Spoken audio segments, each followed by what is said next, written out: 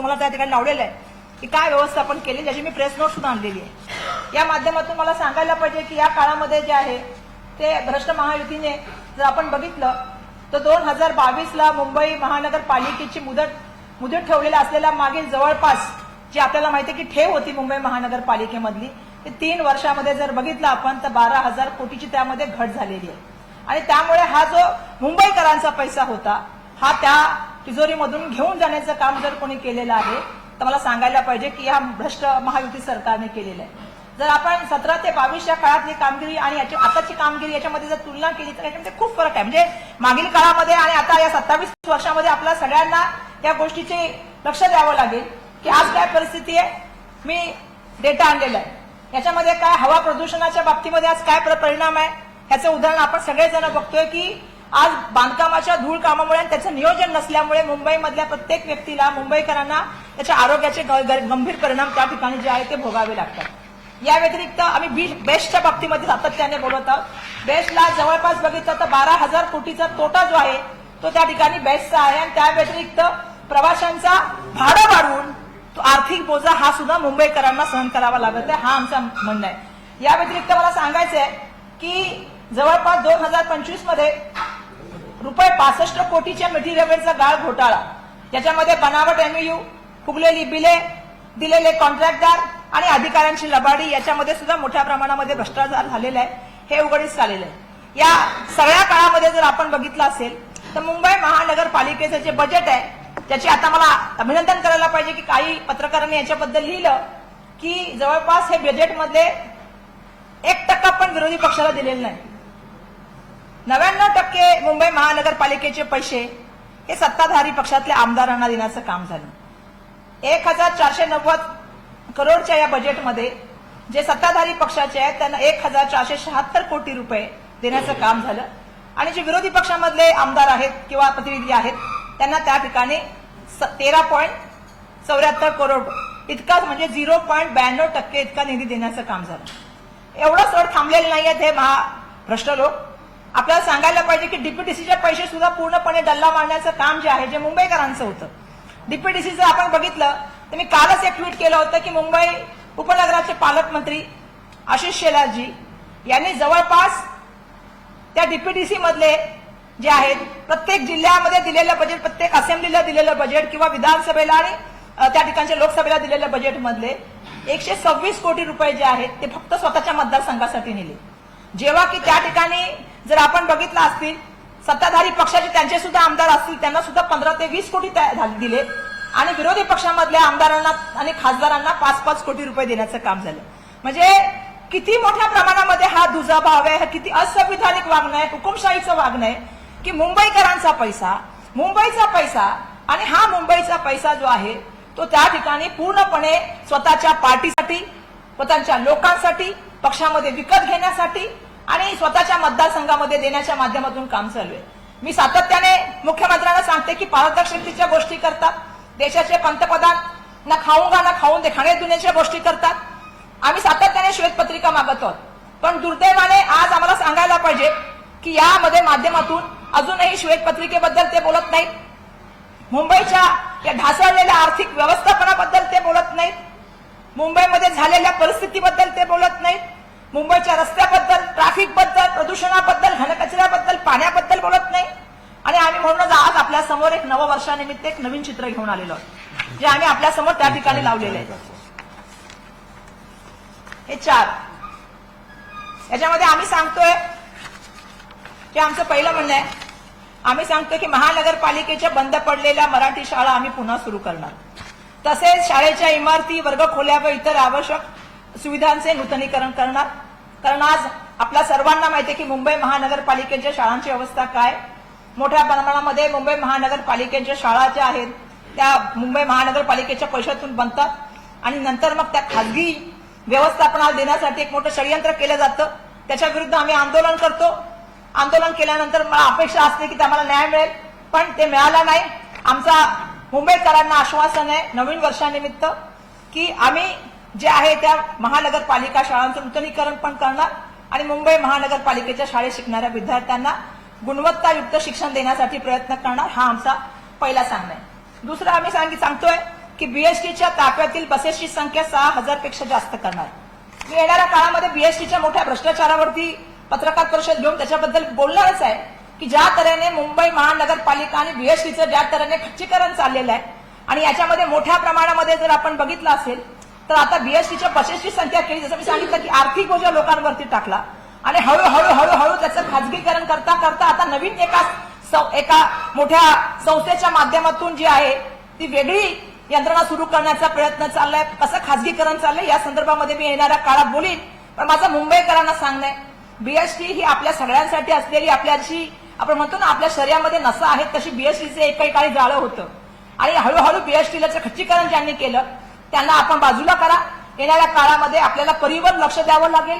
मुंबईमध्ये आज public transport हा खूप मोठा विषय झालेला आहे. त्यामुळे मुंबईकरांना आज ट्रॅफिकमध्ये जावं लागतं आणि त्याचा त्रास मुंबईकरांना भोगावा लागतो. त्यामुळे मुंबईकर म्हणून माझं आपल्या सर्वांना आव्हान आहे की आज आपल्याला 9 वर्षाच्या निमित्ताने आम्ही काँग्रेस पक्षाच्या वतीने हे आश्वासन करत आहोत. तिसरं आश्वासन आम्ही करत आहोत की मुंबईचा दररोज पाणी पुरवठा जो आहे 5,000 दशलक्ष लिटरपर्यंत वाढवणार. कारण आम्हाला माहिती आहे मुंबईमध्ये आजही पाण्याची खूप त्या ठिकाणी असुविधा आहे. लोकांना स्वच्छ पाणी मिळालं पाहिजे, मुबलक पाणी मिळालं पाहिजे, सर्वांसाठी पाणी मिळालं पाहिजे ही भूमिका आम्ही पहिल्यांदा पण मांडलेली आहे, आजही आम्ही मांडत आहोत. आणि चौथा आमचा मुद्दा आहे की सर्व मुंबईकरांना युनिव्हर्सल फ्री हेल्थ कार्ड देऊन त्यांच्या अंतर्गत त्यांना औषधे मोफत देण्याबाबतचा.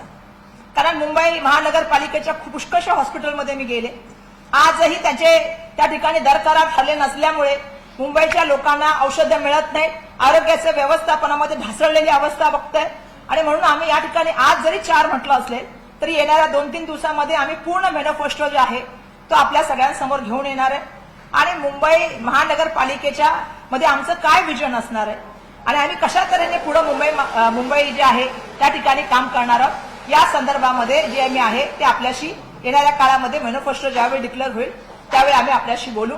त्यावेळेला आमचे सगळे जे आघाडीचे सदस्य असतील ते त्यावेळी आमच्या बरोबर असतील. आज नववर्षाच्या निमित्ताने मुंबईकरांना शुभेच्छा देताना मी सांगते 3 वर्ष 9 महिने ज्या तऱ्हेने या भ्रष्ट महायुती कॉर्पोरेशनने आपल्याला लुटण्याचं काम केलेलं आहे, नवीन वर्षाची सुरुवात जी आहे ते आपण जसं मी सांगितलं की उमेदीने करूया, नवा आशेने करूया आणि मुंबईकरांसाठी विकास करणाऱ्या लोकांसाठी करूया. या वेळेला विवाद नको, विकास हवा ही भावना घेऊन आम्ही त्या ठिकाणी जात आहोत. त्यामुळे आपण सगळेजण आलात, मी आपल्या सगळ्यांचं मनापासून त्या ठिकाणी अभिनंदन करते. अच्छा, मी म्हणजे आमचा यानंतर ना आपण एक सॉंग दाखवतोय आणि त्याच्यानंतर एक व्हिडिओ दाखवला जाणार आहे प्रोजेक्टवर. त्याच्यानंतर मग तुमचे प्रश्न एका साईडला ठेवा ना, उचलून घ्या, उचलून एका साईडला ठेवा ना.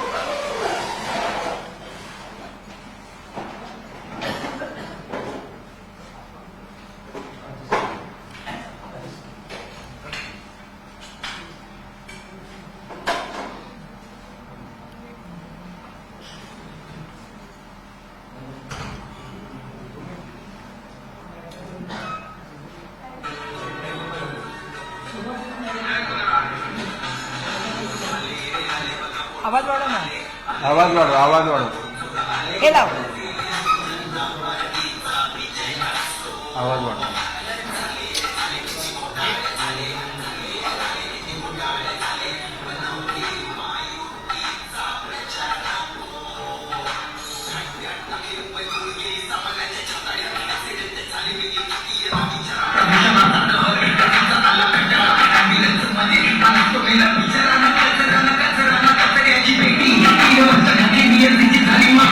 गाडीसाठी एकमेकांचे गाळे मिळते, पैशांसाठी अदानीला अंबानीला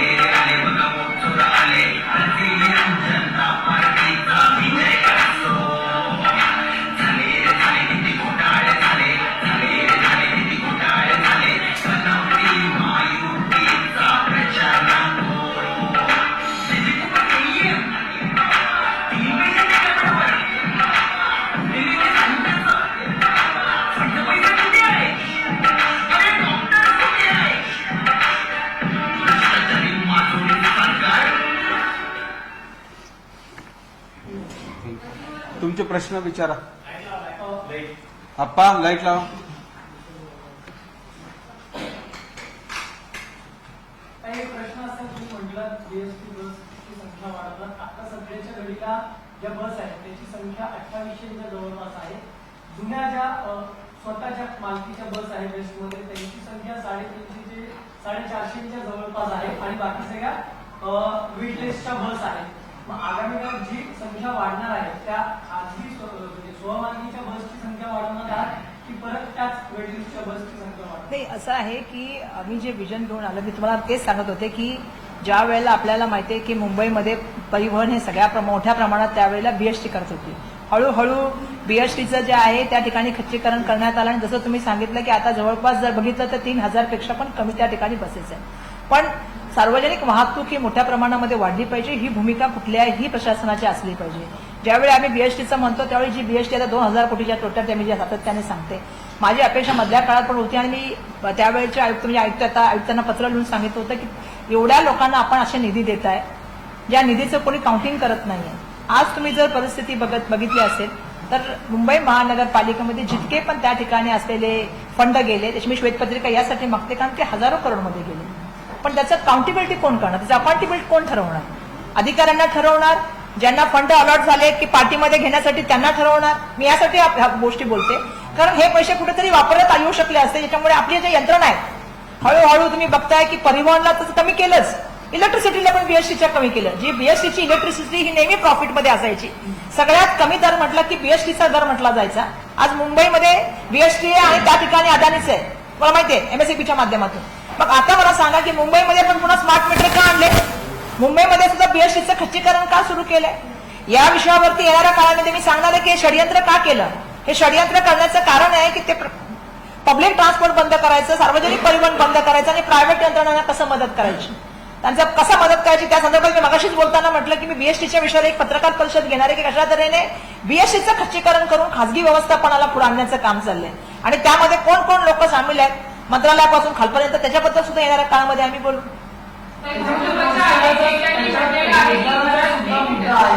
कारण की अनेक जण जे आहेत हे बीएसटीचे कर्मचारी इतके घाबरलेले आहेत कारण मी बघितलं की एमटीएनएल असेल, बीएसएनएल असेल, इतर सगळ्या सरकारी यंत्रणा आहेत हळूहळू करून त्या खासगी लॉसमध्ये दाखवायच्या, त्रुटीमध्ये दाखवायच्या आणि मग त्या प्रायव्हेट व्यक्तींना द्यायच्या. मी तेच बोलते ना, बीएसटीचं जी इलेक्ट्रिसिटी आहे विद्युत ते पूर्ण प्रॉफिटमध्ये नेहमी असतं. आज मला सांगायला पाहिजे मुंबईमध्ये जर तुम्ही बघाल तर सबअबमध्ये आणि सिटीमध्ये बघाल तर एका ठिकाणी एमएसईबी एका ठिकाणी बेस्ट आहे सिटीमध्ये शहरामध्ये. पण आज तुम्ही शहरामधल्या विजेचा दर आणि त्या ठिकाणी असलेला उपनगराचा विजेचा दर याच्यामध्ये किती तफावत आहे बघून घ्या. मला वाटतं पर युनिट मला वाटतं ₹1.80 त्याच्यामध्ये फरक आहे. मग अशा असताना आपण बीएसटीची वीज एवढ्या स्वस्तामध्ये असताना बीएसटीची वीज आता काय करतोय आपण अदानींना देतोय. आपण काय प्लॅन चाललेला आहे, स्मार्ट मीटरच्या नावाखाली मुंबईचं एक मोठं षडयंत्र चालू आहे त्या ठिकाणी. आमचं म्हणणं तेच आहे की मुंबईकरांच्या खिशावर तुम्ही कशा त्या ठिकाणी त्या ठिकाणी ताण देताय. आता आपण जर बघितलं तर बीएसटीची तूट झालेली आहे. आपण पैसे कोणावर लावले, जास्त म्हटल्या कारण पैसे कोणावर वाढवले, मुंबईकरांवरती. मुंबई तोडात कोणी आणली बीएसटी, ह्याचा पण चौकशी व्हायला पाहिजे ना. मुंबई कशी आली, मुंबईची बीएसटी तोटात आली. जमिनी बीएसटीच्या किती मोठ्या होत्या, डेपो किती होते, आता कुठे आहेत? जी एक मोठी यंत्रणा होती तिचं खच्चीकरण का केलं तुम्ही लोक? 30 वर्ष आम्ही होतो, तुम्ही आता उत्तर दिली पाहिजे सगळ्या लोकांनी, ही अपेक्षा करते. मुंबईत जागा वाटप होताना वंचित सोबत आणि रासप सोबत तुमची आघाडी, काही उमेदवार असं आहे की काही विभागांमध्ये उमेदवारच नाही.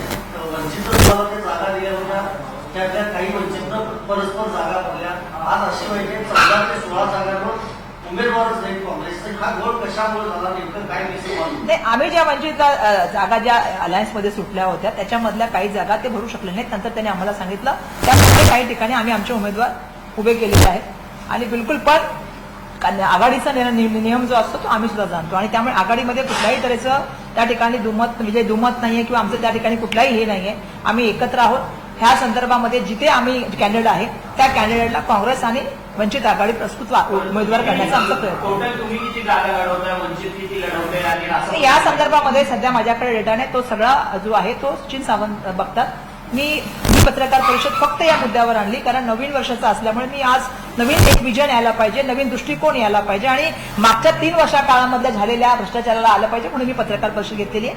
या संदर्भामध्ये सचिन सावंत साहेब जे व्यक्ती आहेत ते हे सगळं बघतायत, त्यांच्याशी तुम्ही याच्यानंतर बोलू शकता. उद्या मला वाटतं सचिन सावंत साहेब आणि सुरेश राजस उद्या त्या संदर्भात बोलतील. ऐनवेळेस ज्या तुम्हाला परत केल्या जागा वंचित ज्या वंचितच्या एकही नगरसेवक मुंबईमध्ये नाहीये त्यांना तुम्ही 62 जागा देऊ केल्या. राखी जाधव नाराज होत्या, त्यांनी राष्ट्रवादीचं सोडचिठ्ठी घेत त्या भाजपात गेल्या, नंतर त्यांनी जागा परत केल्या. या सगळ्या गोंधळामुळे शेवटच्या क्षणापर्यंत एकूणच गोंधळ पाहायला मिळाला. राखी जाधवांनी कांची पार्टी का सोडली याचा काँग्रेसशी काय संबंध आहे आणि आमच्या आघाडीशी काय संबंध आहे? राखी जाधव आमच्या पक्षामध्ये आघाडीमध्ये नाही आहेत. त्यांनी त्यांचा वैयक्तिक निर्णय घेतला आणि त्यांनी राष्ट्रवादी काँग्रेस त्या ठिकाणी सोडण्याचा निर्णय. एक मिनिट मला असं आहे की काही ठिकाणी महायुती असेल किंवा महाविकास आघाडी असेल किंवा तुमची आघाडी असेल, काही ठिकाणी उमेदवार नसल्यामुळे, त्यांना जागा नसल्यामुळे वेगवेगळ्या पक्षामध्ये तुमच्याकडे उमेदवारी आहे मात्र ती उमेदवारी भरल्या गेली नाही. हा त्याच्या मागचा प्रश्न. नाही, आमच्याकडे जेवढे उमेदवार काँग्रेस पक्षाचे होते आमच्याकडे सुरुवातीला होते ते आम्ही भरण्याचं काम पूर्ण झालं. जे आम्हाला नंतर वंचित आघाडीने दिले त्या ठिकाणी सुद्धा मी तुम्हाला मगाशीच सांगितलं की काही ठिकाणी जसे आमचे काही उमेदवार आहेत त्यांच्याशी आम्ही बोलून त्या ठिकाणी पुरस्कृत उमेदवार करण्यासंदर्भामध्ये आमचा विचार झालेला. येणाऱ्या काळामध्ये आमचे पुरस्कृत उमेदवार कुठे आहेत, अशी कुठलीही जागा राहणार नाही जिथं आम्ही राहणार नाही.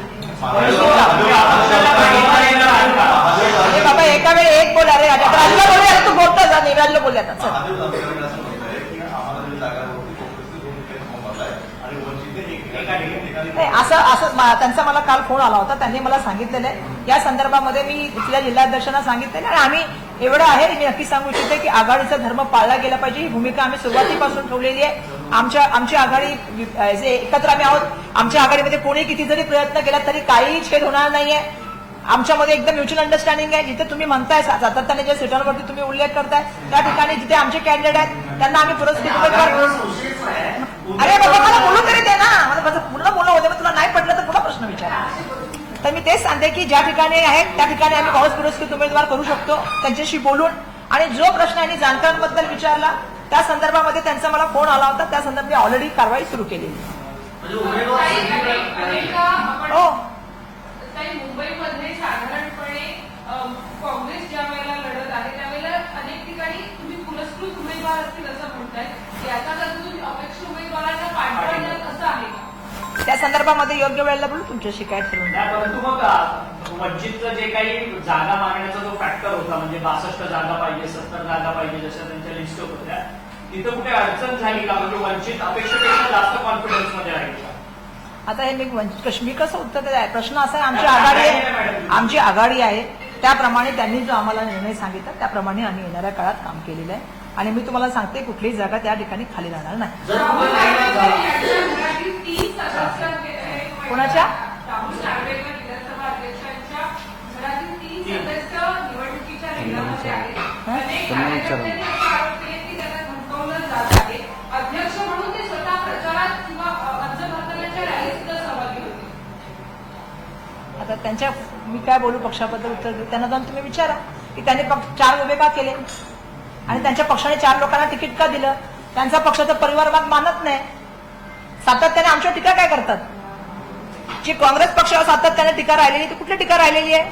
काँग्रेस पक्ष परिवारवादी आहे, आम्ही परिवारवादी नाही. बरोबर आहे ना? ऐका ना, अरे बाबा मी बोलले ना तुम्हाला, काँग्रेस पक्ष हा परिवारवादी टीका कोण करतं आमच्यावरती? कोण करतं आमच्यावरती परिवारवादाची टीका? भाजपा. बरोबर आहे ना? मग आता काढलं तर किती लोकांची मुलं उभी आहेत?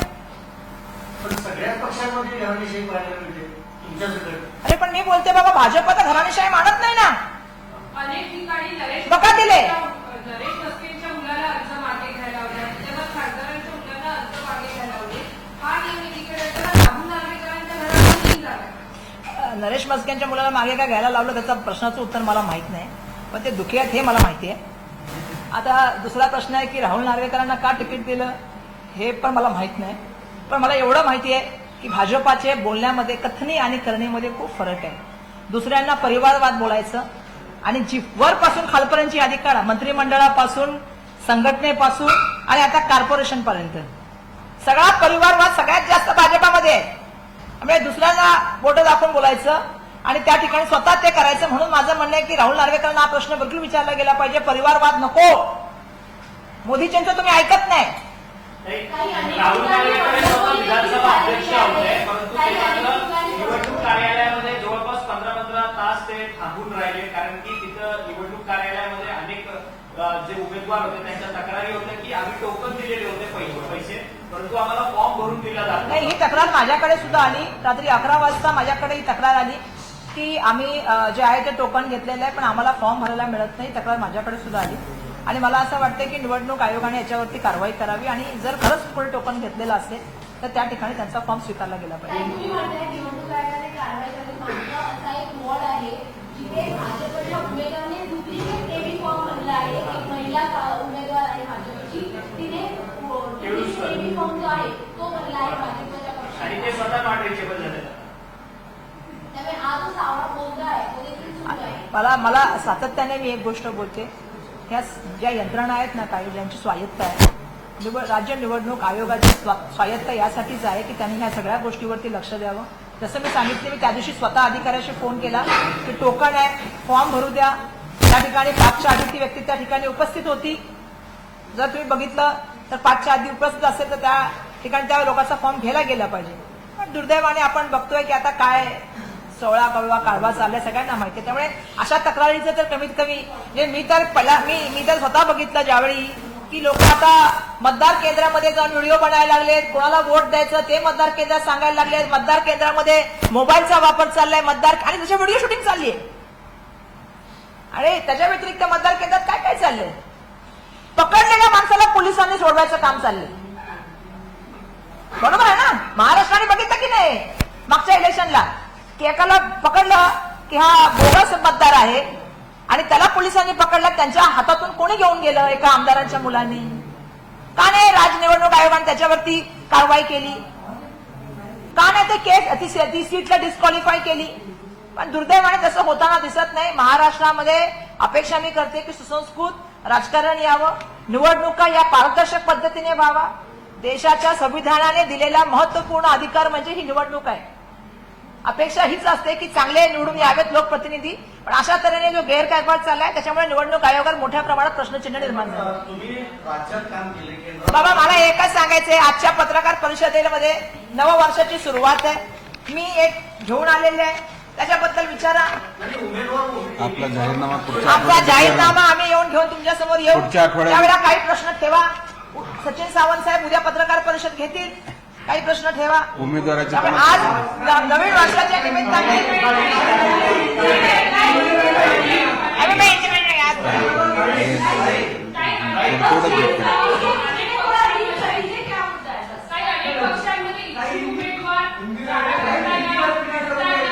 भाजपचे कार्यकर्ते यामध्ये सगळ्यात जास्त होते. ज्या भाजपचं ब्रीदवाक्य आहे राष्ट्रप्रथम नंतर आपण, त्याच कार्यकर्त्यांनी आपला रोष रस्त्यावर येऊन दाखवलेला आहे आणि आलेल्या उमेदवारांना अर्ज दिले जातात अशी खत सुद्धा मांडली जाते. एका उमेदवाराने एबी फॉर्म खाल्ला पुण्यात. का हा?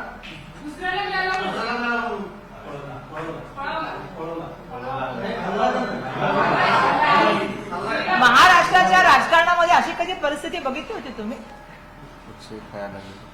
कुठे चाललोय आपण? एका ठिकाणी म्हणायचं महाराष्ट्र पुढे नेऊन ठेवलाय, कुठे नेऊन ठेवला महाराष्ट्र माझा असं म्हणण्याची परिस्थिती आली.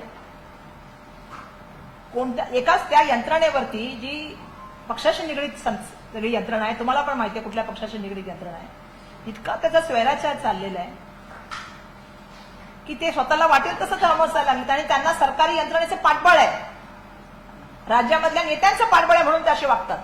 हे थांबलं पाहिजे कुठेतरी. या राज्यामध्ये कायदा सुव्यवस्था आहे हे मुख्यमंत्र्यांनी घेतलं पाहिजे जबाबदारी, कारण ते स्वतः गृहमंत्री आहेत. अशा तऱ्हेने जे वातावरण चालले मी बघते, कशाही तऱ्हेने कोणाला मारायचं, कशाही तऱ्हेने कुठे कायदा सुव्यवस्थेचे प्रश्न निर्माण करायचे हे बरोबर नाही. आणि कायद्याशी किंवा निवडणुकीशी खेळणाऱ्यांवर तर एकदा कारवाई केली पाहिजे. एकाला हे म्हणजे बाकीच्यांना संदेश असतो, ही अपेक्षा मी राज्याच्या मुख्यमंत्र्यांकडून करते.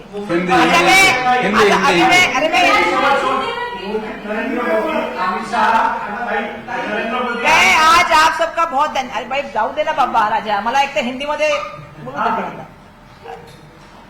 मैं धन्यवाद दूंगी आप सभी का कि आप सभी लोग यहाँ पे आए और नए साल की शुरुआत है, इसीलिए हम लोग मिल रहे हैं। तो मैं सभी के यही कहना चाहूंगी कि नया साल आप सबके जीवन में खुशियां लाए, समृद्धि लाए और भरभराट लाए, यही मैं शुभकामनाएं सबको दूंगी। और एक हमने प्रेजेंटेशन यहाँ पे रखा था जिसमें हमने बताया था कि 3 साल 9 महीने जिस तरह से जो है भ्रष्ट महायुति कॉर्पोरेशन के माध्यम से जो भ्रष्टाचार हुआ है उसको बदलने का वक्त आया है, क्योंकि नया साल है, नई उम्मीदें हैं, नए विचार है और उसको हम लेके यहाँ पे आए हैं, जिसमें हमने यहाँ पे इस साइड में जो है वो प्रेजेंटेशन आपके सामने रखा है। तो मैं मुंबईकर से कहना चाहूंगी कि राइट और लेफ्ट ये हमको चुनना है। राइट जहाँ पे हमने देखा महाभ्रष्ट कारभार था, और जो हम लेफ्ट में रखे हैं कि हम विजन लेके आए कि मुंबई को हम आगे आने वाले दिनों में किस तरह से लेके जाने वाले हैं। तो जिसमें मैंने कहा था कि अगर आप देखोगे तो 2022 में मुंबई महानगर पालिका की जो पैसा था फिक्स डिपॉजिट में, उसमें जो है 12,000 करोड़ की जो है वो घट हो गई है, टूट हो गई है। साथ ही साथ में अगर आप देखोगे कि 2023 में जो है सबसे बड़ा इश्यू अगर कोई वहां तब से अभी तक है तो जो है वो वायु प्रदूषण का है। आज हम दिल्ली में देखते हैं, दिल्ली के बाद मुंबई की परिस्थिति भी सेम है। मुंबई में लगभग 400 के करीब जो है वो आज AQI है, और साथ में अगर आप देखोगे तो कुछ जगह पे जो है 200 से ऊपर भी AQI है, जो अनहेल्दी है, और कुछ जगह पे वो डेंजरस है। और आप देख रहे हो कि मुंबई के हेल्थ के इशू इतने बढ़ गए, ये गंभीर समस्या है।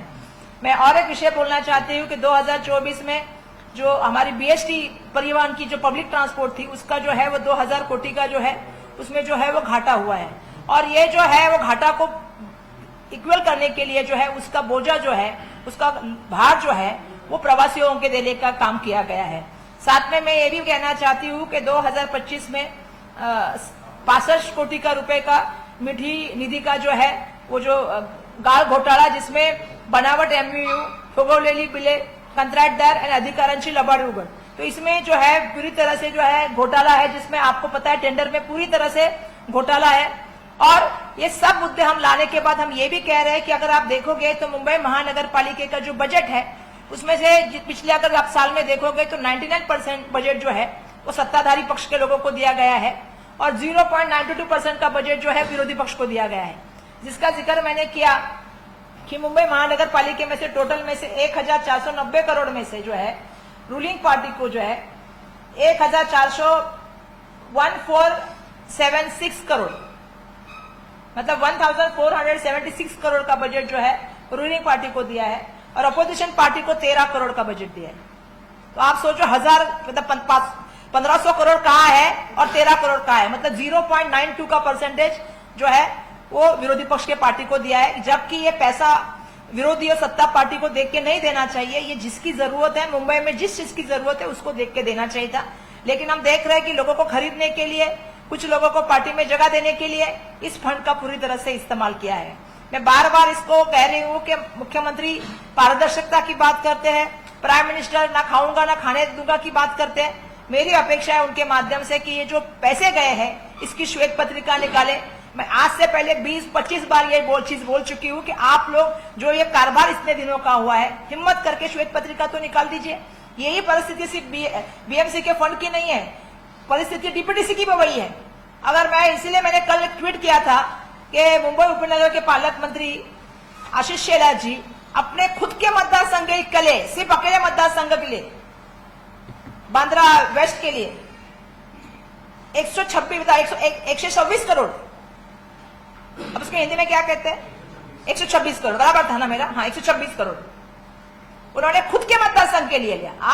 आप सोचो, एक लोक प्रतिनिधि के हिसाब से अगर एक मतदार संघ में मुंबई का पूरा DPDC का फंड जाएगा, क्योंकि आप पालक मंत्री हो, तो बाकी मुंबई के MLA क्या करेंगे, बाकी लोक प्रतिनिधि क्या करेंगे, मुंबई की बाकी एरिया क्या होगा। आप सब डेवलपमेंट का फंड एक ही मतदार संघ में जा रहा है, तो मुंबई के बाकी एरिया में क्या होगा सबब के। और उसमें जो विरोधी पक्ष के सांसद है और MLA उनको 5 करोड़ रुपया, और जो सत्ता पक्ष के सांसद और उनके MLA उनको 15 से 20 करोड़ रुपया। मतलब आप पालक मंत्री हो, आपका काम है जिले को पालक मंत्री का गार्डियन बना के काम करना। आप गार्डियन बन के काम करना छोड़ के आप क्या कर रहे हो, आप अपने खुद के लिए ले रहे हो। और मेरा मुख्यमंत्री जी से कहना है, मैं सच में कह रही हूँ, आप मराठीला पण माझं सांगणं आहे की मुख्यमंत्र्यांना माझं सांगणं आहे, चौकशी करा या प्रकरणाची। 126 कुठे गेले, कुठे मुख्यमंत्री जी ने इसकी पूरी इंक्वायरी करनी चाहिए कि इतना पैसा गया था बांद्रा वेस्ट का, इस तरह से भ्रष्टाचार जो चल रहा है, असंवैधानिक पद्धति से चल रहा है, ये पैसा आपका नहीं है, ये पैसा मुंबई के टैक्स से आया है, ये पैसा सरकार तिजोरी में लोगों के माध्यम से आया है, जो आप अपने मतदार संघ में या अपने लोगों मतलब क्या फायदे के लिए कर रहे हो। काम भी उसका होता है कि नहीं, इसका मॉनिटरिंग कौन करता है? 1400 करोड़ रुपए का काम हुआ है, कौन मॉनिटरिंग करता है इसका? बीएमसी का। आप भी जानते हैं मुंबई की अवस्था क्या है, मैं भी जान रही हूं मुंबई की अवस्था क्या, गलियों की परिस्थिति है। तो हमारा आज हमने एक नया विजन लेके आए, हम इस परिस्थिति को बदलना है, जो 3 साल 9 महीने की परिस्थिति को बदलना है। और हमने मुंबई कर के लिए जो है 4 लाए हैं, लेकिन इसका मतलब 4 ही नहीं है। हमारा मैनिफेस्टो आने वाले दिनों में आप सबके सामने आएगा, लेकिन हम 4 विजन लाए हैं कि सर्व मुंबई कराना जो है, जितने भी मुंबई के उनको यूनिवर्सल हेल्थ कार्ड फ्री मिलना चाहिए और उनको मुफ्त दवाएं मिलनी चाहिए, ताकि उनको जो है आरोग्य के व्यवस्थापन मिले। मैं देख रही हूँ कि सबसे बड़ा मूलभूत अधिकार आरोग्य और एजुकेशन मतलब शिक्षण है। दुर्भाग्यवश आरोग्य पे भी बड़ा पैसा देने के बाद भी दर करार नहीं है। आपको पता है अवस्था क्या है अस्पताल में, आप भी बहुत बार मेरे साथ आए हैं, वहां पे इतनी परिस्थिति खराब है, दवाई तो छोड़िए, एमआरआई नहीं है, लोगों की लाइन लगी ऑपरेशन करने के लिए, बेड नहीं है, स्वच्छता नहीं है, डॉक्टर नहीं है। तो हमारा कहना है कि हमने इस चीज को आपके सामने रखा है। दूसरा हमने कहा है कि मुंबई के पानी के लिए जो है 5000 दशलक्ष लीटर पर्यंत हम पानी बढ़ाने की बात कर रहे हैं। तीसरा हम कह रहे हैं कि जो मुंबई की सबसे बड़ी बेस्ट हमारी जो है परिवहन, सार्वजनिक परिवहन, उसकी संख्या हम 6000 से ज्यादा करेंगे। और तीसरा जो मैंने कहा कि हमारी सबसे मूलभूत अधिकार में चौथा हमारा जरूरत स्कूल, तो हम ये कह रहे हैं कि मुंबई महानगर पालिका के जो स्कूल है मराठी स्कूल, उनको हम वापस शुरू करेंगे और मुंबई महानगर पालिका के जितने भी स्कूल है उसके, चाहे वो क्लासरूम हो या चाहे बाकी सुविधाएं हो, चाहे टॉयलेट हो, पानी की सुविधा हो, इनको जो है वो नूतनीकरण का काम करेंगे और इसको हम प्राइवेट होने नहीं देंगे। यही भी मेरा आश्वासन है, क्योंकि मुझे मालूम है चाहे वो अस्पताल को भी प्राइवेटाइजेशन का चल रहा है, स्कूल को भी प्राइवेटाइजेशन का चल रहा है। अस्पताल में भी गरीब आदमी दवाई लेने के लिए जाता है, अपने सेहत के लिए, बीमारी के लिए जाता है, और यहाँ पे भी जो है गरीब बच्चे पढ़ते हैं, उनका मूलभूत अधिकार है अच्छा शिक्षा पाना। लेकिन दुर्भाग्यवश हम देख रहे हैं कि पूरी तरह से उनको कोई सुविधाएं वहां पे नहीं मिलती। प्राइवेट आदमी को स्कूल बनाया जाता है, 100 करोड़ का एक स्कूल बनाते हैं बीएमसी के फंड से, लोगों के फंड से, और किसी प्राइवेट आदमी को देने का काम होता है। ये सही नहीं है, ये मुंबई कर का पैसा है। अच्छा शिक्षा देना मुंबई महानगर पालिका की जिम्मेदारी है और अच्छा हेल्थ देना मुंबई महानगर पालिका की जिम्मेदारी है। तो ये हम वादा करते हैं आप सबसे कि हम आने वाले दिनों में इसका काम करेंगे। मैम एक आखिरी सवाल, आपने बहुत सारी अच्छी चीजों की बात रखी है, पर इसमें सबसे जो बेसिक मूलभूत आवश्यकता है वो है क्लीनर एयर क्वालिटी। मुंबई की AQI पिछले कुछ दिनों में जितने हमने नहीं देखी उससे बहुत ज्यादा इस पूरे साल में गिर चुकी है। 247 is normal AQI in Mumbai right now. तो आप उसको कैसे मॉडिफाई करेंगे, उसका कोई रोड मैप है आपके पास? आपको याद होगा कि मैंने यही बाहर एक प्रेस कॉन्फ्रेंस की थी, प्रेस कॉन्फ्रेंस की थी, जहां पे बाहर वो भी AQI के लिए की थी, जिसमें मैंने कहा था कि मुंबई का AQI अभी अनहेल्दी से डेंजरस की तरफ, हैजार्डस की तरफ जा रहे हैं। हम 400 से ज्यादा बढ़ रहे हैं, हम दिल्ली के करीब जा रहे हैं। आपको मैं बताना चाहती हूँ कि जितना ये काम चल रहा है कंस्ट्रक्शन का, इसका पूरा नियोजन नहीं होने की वजह से सबसे ज्यादा हेल्थ का तकलीफ जो है मुंबई कर को हो रही है। यहाँ पे प्रेस कॉन्फ्रेंस करने के बाद सबको पता है पत्रकारों को कि संडे को हमने एक नरीमन पॉइंट के ऊपर भी जो है वहां पे हमने पत्रकार परिषद की थी, वहां हमने मैनिफेस्टो डिक्लेयर किया था कि हम आएंगे तो हम किस तरह से प्रदूषण जो है एयर पोल्यूशन उसको कैसे दूर करेंगे, वायु प्रदूषण को हम कैसे दूर करेंगे, इसका एक मैनिफेस्टो हमने ऑलरेडी डिक्लेयर किया है।